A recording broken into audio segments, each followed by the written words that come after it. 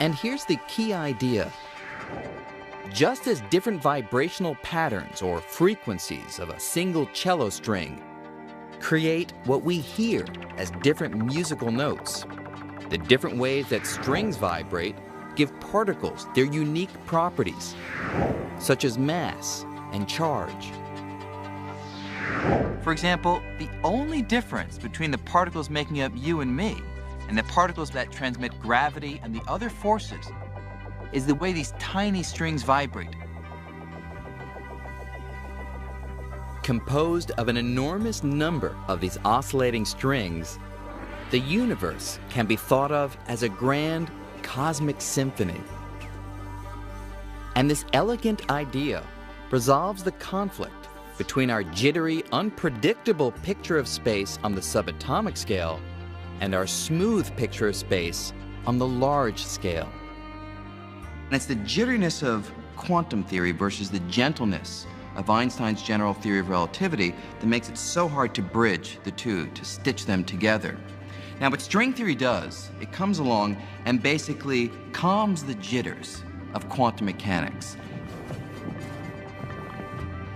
It spreads them out by virtue of taking the old idea of a point particle and spreading it out into a string.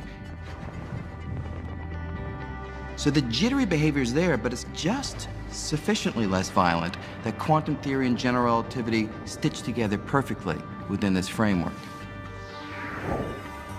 It's a triumph of mathematics, with nothing but these tiny, vibrating strands of energy.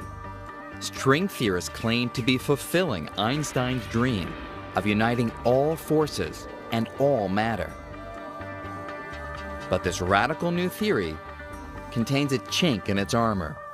No experiment can ever check up what's going on at the distances that are being studied. No observation can relate to these tiny distances or high energies. That is to say, there ain't no experiment that could be done, nor is there any observation that could be made that would say, you guys are wrong.